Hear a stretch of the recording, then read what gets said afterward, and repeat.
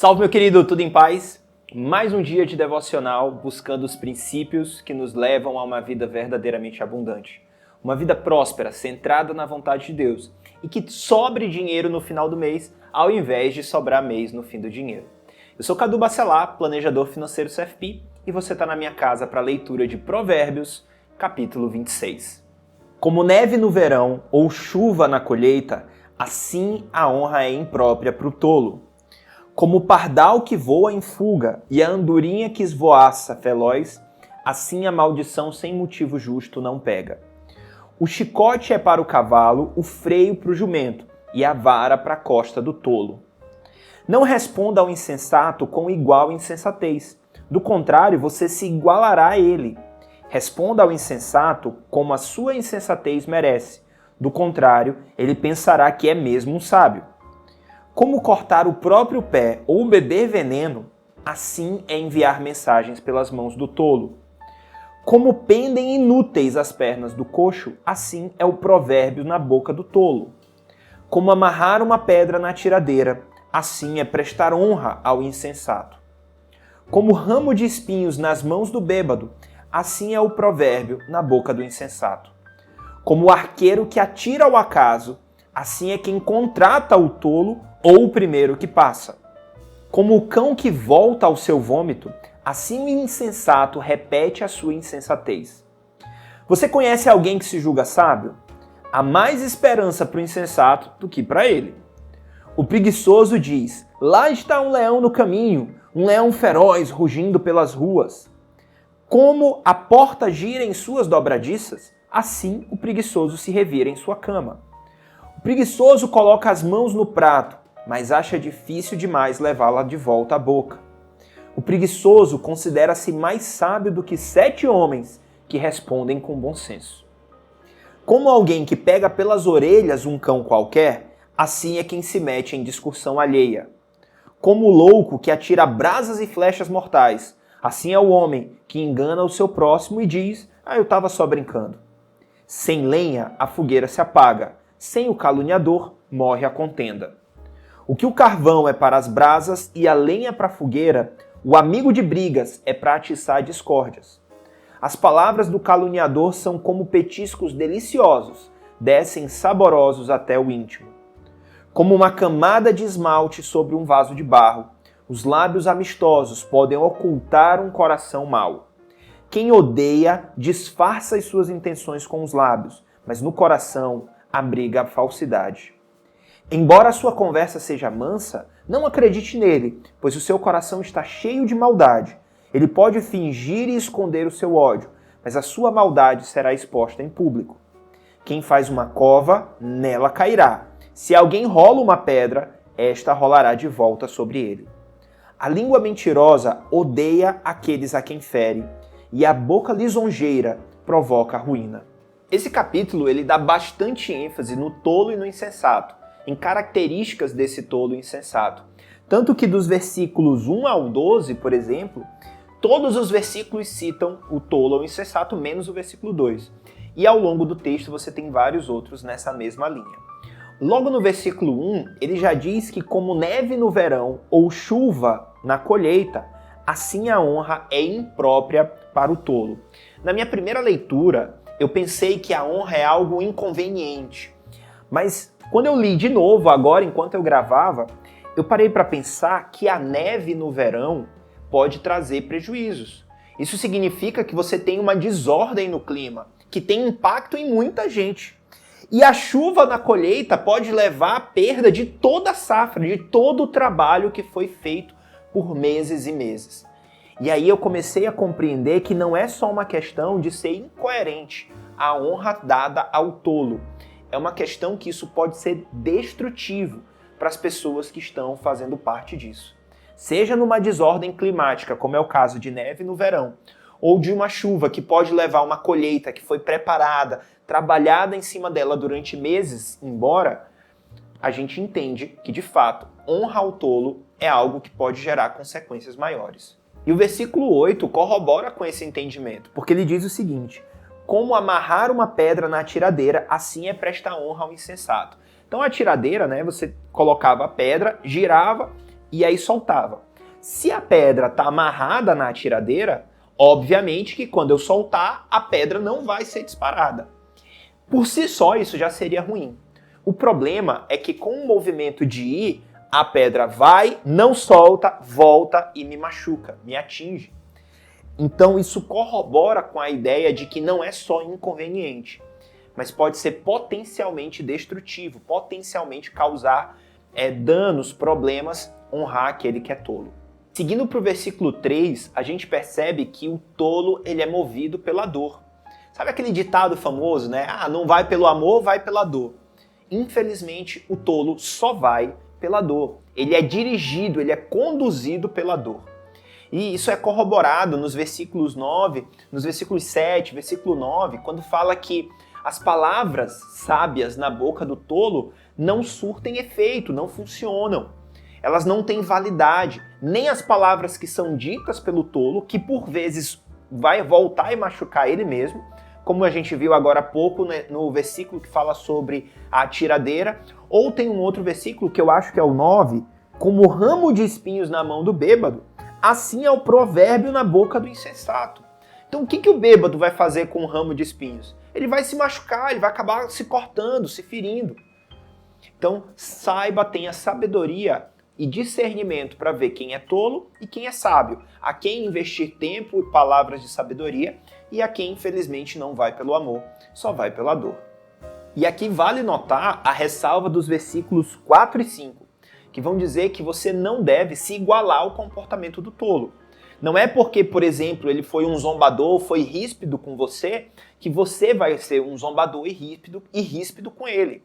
Porque senão você acaba se tornando também um tolo.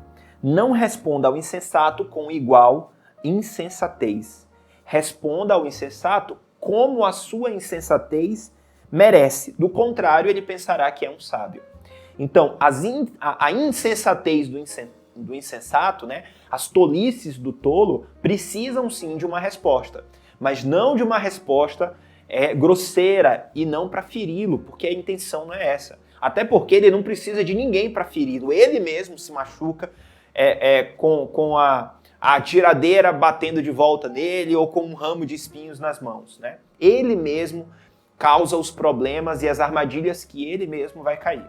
Mas é importante sim deixar claro a condição dele através do constrangimento. E aí lembra, aquela diferença de vergonha e constrangimento não são a mesma coisa.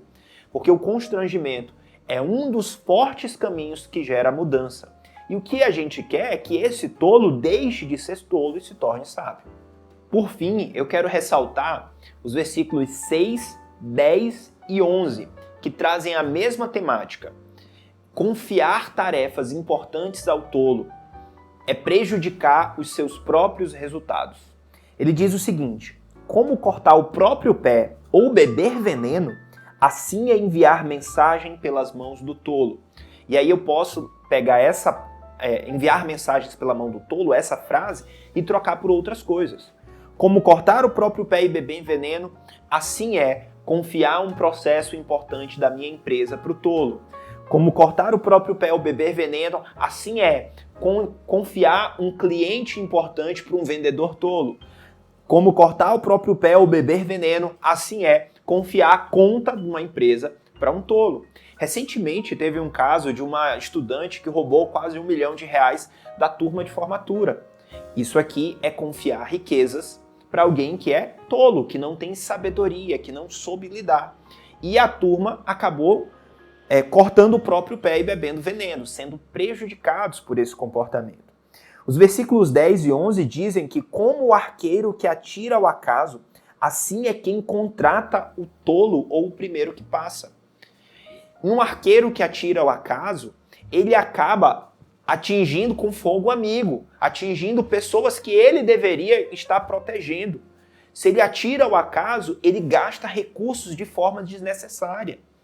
Então você não pode ser esse arqueiro. Você precisa formar uma equipe sólida, sábia, que está alinhada, caminhando numa mesma direção, que busca de fato crescer dia após dia, ao invés de dar desculpas. E o versículo 11 diz que como o cão volta ao seu vômito, assim o insensato repete a sua insensatez. Então, se você tem alguém que não quer crescer, alguém que não está alinhado com a identidade do seu negócio, por exemplo, talvez seja a hora de você desligar essa pessoa. Não se ajuda quem não quer ser ajudado. Essa frase não pode sair da sua mente, sobretudo quando a gente lida com alguém que é tolo, que é insensato.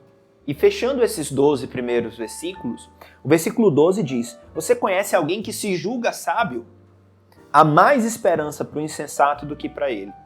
Porque se o camarada já se acha sábio, ele tem uma autoimagem maior do que de fato ele é, ele não vai buscar a sabedoria.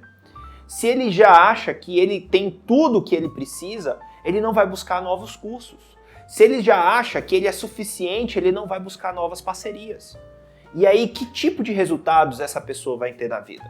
Seguindo para os versículos de 13 a 16, o autor ele sai da temática do insensato e do tolo para começar a falar de uma outra identidade mentirosa, um outro auto-engano que é a preguiça.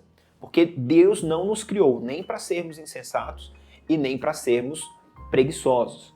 E o que me chama a atenção? No versículo 13, ele fala aquela mesma ilustração. Tem um leão lá fora. O preguiçoso é aquele camarada que vive dando desculpas. E vive dando desculpas porque tem medo de enfrentar o que está lá fora. Isso acaba gerando um sentimento de ansiedade, de desejar, mas nunca colocar a mão na massa para que isso avance. Isso é disfuncional. O versículo 14 usa uma ilustração que é a primeira vez que eu vejo aqui no livro de Provérbios. É como se fosse a dobradiça de uma porta. Vai para um lado, vai para o outro, vai para um lado, vai para o outro, mas nunca sai do lugar. Então o preguiçoso, ele nunca sai do lugar, ele continua o tempo todo no mesmo lugar. O que é natural, uma vez que ele, seguindo o próximo passo, não termina o que ele começa. Ele começa, bota a mão no prato, mas tem preguiça de trazer a boca. Inclusive para aquilo que vai fazer bem para ele.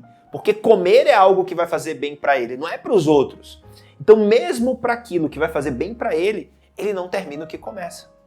E no versículo 16, mostra por que ele não muda. Porque ele já se acha sábio, ele acha que está tudo bem. Inclusive, aqui tem uma hipérbole, tem um exagero, que é o uso da palavra 7. Ele fala, o preguiçoso considera-se mais sábio do que 7 homens que respondem com bom senso. 7 na Bíblia, como nós já falamos, tem muito a ver com ciclos completos, com a completude. Então, um preguiçoso acha que sabe mais do que um conjunto de pessoas que já entrega resultado, que já respondem com bom senso.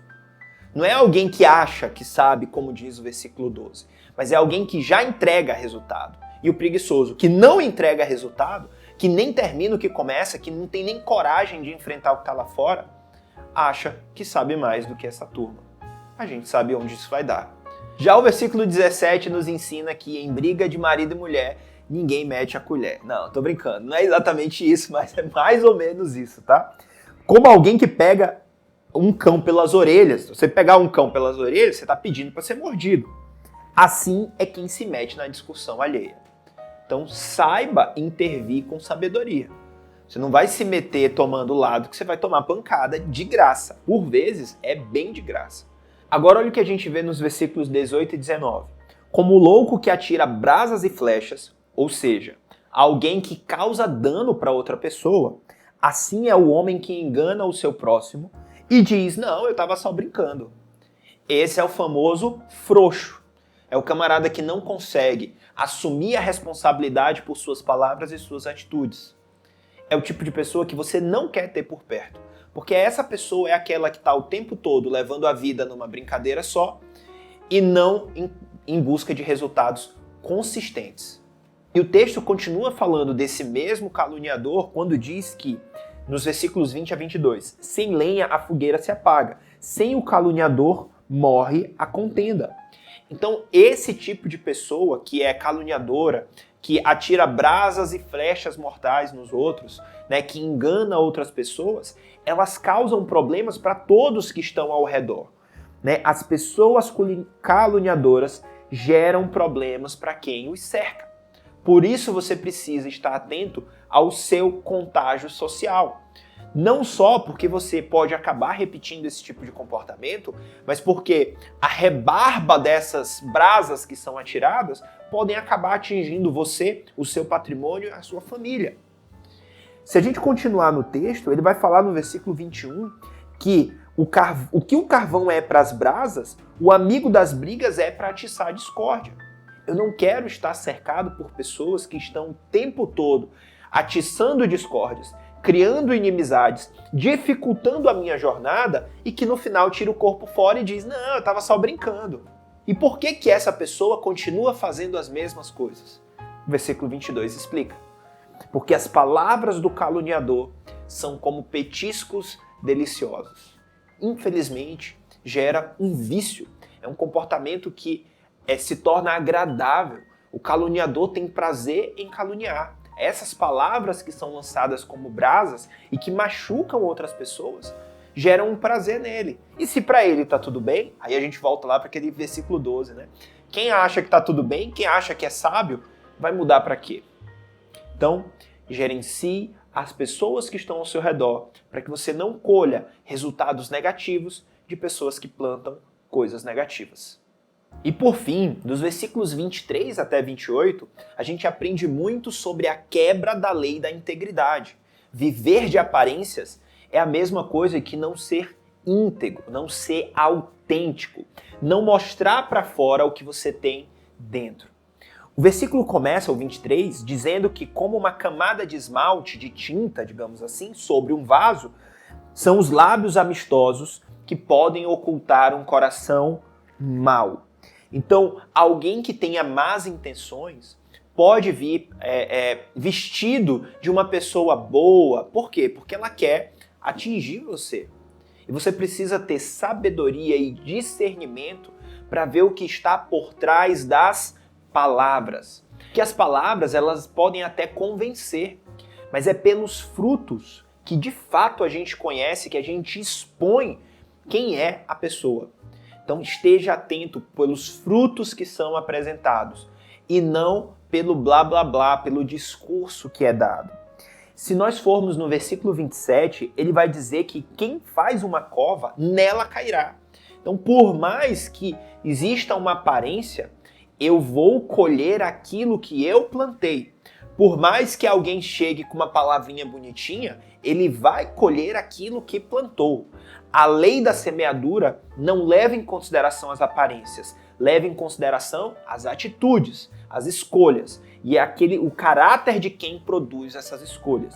E por fim, no versículo 28, ele fala que a língua mentirosa odeia aqueles a quem fere e a boca lisonjeira provoca ruína.